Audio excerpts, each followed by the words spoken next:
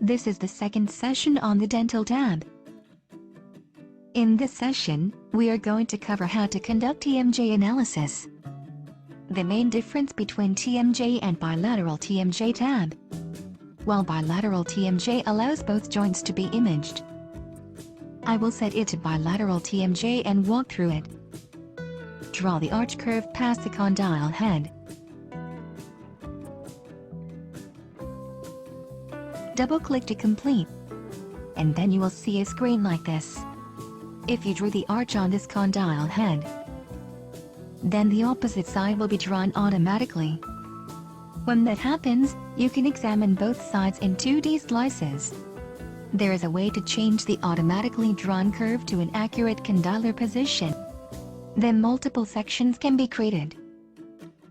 As I explained previously, the indicating line will disappear when you press the Enter key.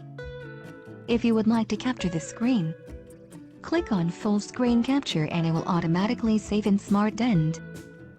Diagnosis can be done in multiple slices. We will move on to the next tab. The Orthodontic Tab allows you to examine the occlusal relationship of the dentition. Left-click on the arch curve icon. You can't see the image too well. I will zoom in to take a look at it more closely. Move and set the center. Click again to deactivate it. Click on the arch. Click on the starting point to take a look at the occlusal relationship of the two opposing dentition. We have just created a single screen. Select the arch curve function again. And then, we will examine the patient's canine and the occlusal relationship of the opposing arch. In this fashion, we can acquire the occlusal information by drawing the arch.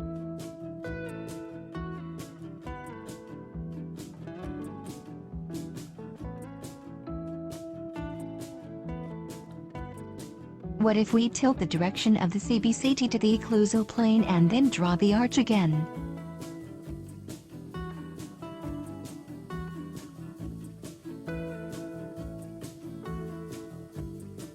Going back to the axial view, we will draw the arch either on the upper jaw or the lower jaw.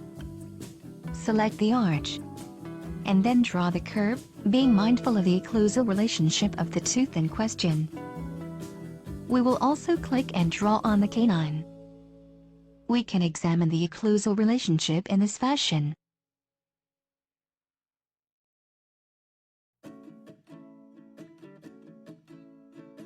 Depending on how you examine the occlusal relationship, if you slightly adjust the axis, you can complete the multi-slice occlusal relationship.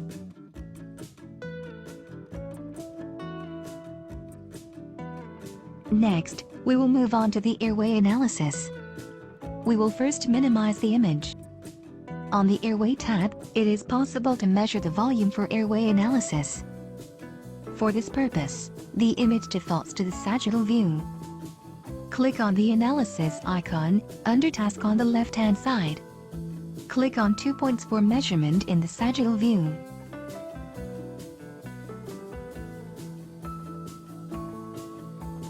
Adjust the image size a little bit.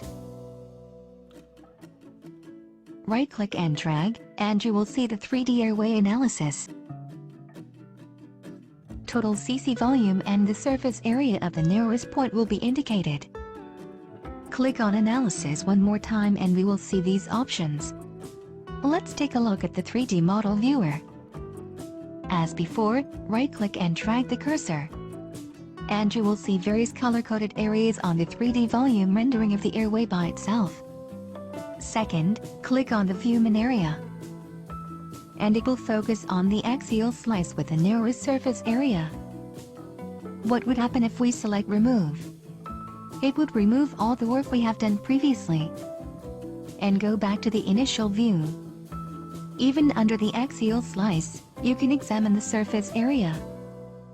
You can also do the same under the sagittal views. The airway graph will indicate the length of the anterior and posterior to the left and right dimensions. You can determine the distance along those dimensions. On the right, you can confirm the surface area of the cross-section.